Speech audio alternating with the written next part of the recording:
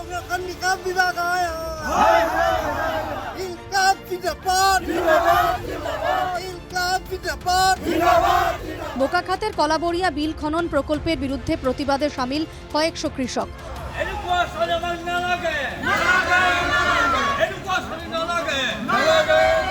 রাজ্যে নতুন সরকার সদ্যই শপথ গ্রহণ করেছে।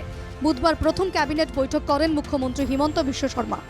স্থানীয় বাসিন্দাদের আশঙ্কা, বন্যাপ্রবণ কুরুয়াবাহির চিনাকান এলাকায় কলাবড়িয়া বিল খননের জেরে ভয়াবহ বিপর্যয় নেমে আসতে পারে।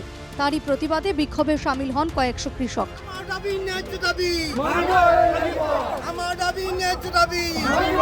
ঐতিহাসিক কলাবড়িয়া বিল খনন প্রকল্পের কাজ শুরু করেছিল রাজ্যের ভূমি সংরক্ষণ বিভাগ। প্রকল্পের কাজে খোঁড়া হচ্ছে 532 মিটার দীর্ঘ এবং 85 মিটার প্রস্থ বিশাল পুকুর। এদিন সকালে জেসিবি দিয়ে শুরু হয় পুকুর খোঁড়ার কাজ। খানিকটা এগোতেই গ্রামবাসী জড়ো হতে থাকেন। তুমুল প্রতিবাদে ফেটে পড়েন গ্রামবাসী।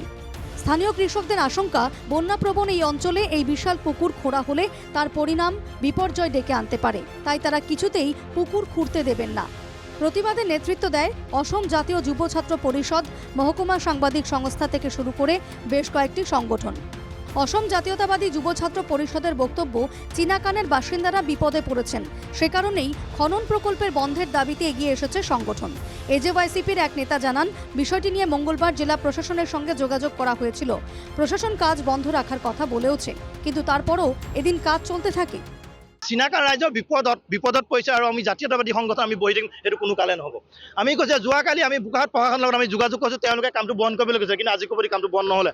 আমাৰ কথা হ'ল, খিলঞ্জীয়া ৰাইজ বিপদত পৰিব আৰু আমি বহি থাকিম, সেইটো নহ'ব। আমাৰ কথা হ'ল কি, ভূমি সংৰক্ষণ। আচলতে ভূমি সংৰক্ষণ বিভাগটো ভূমি সংৰক্ষণ কৰিছে নে ভূমি কৰ্তন কৰিছে তেওঁলোকে? আপোনালোকে চাওক, এই ব্যৱস্থাটো যদি তেওঁলোকে ইয়াত ফিচাৰী খান্দি দিয়ে, অনাগত দিনত চিনাকানবাসী বানপানীত ডুবি যাব। ভূমি সংরক্ষণ বিভাগের এই প্রচেষ্টায় তীব্র ক্ষোভ ছড়িয়ে পড়েছে সংশ্লিষ্ট এলাকায়। স্থানীয় বাসিন্দাদের বক্তব্য, ইতিমধ্যেই শুরু হয়েছে প্রতিবাদী আন্দোলন।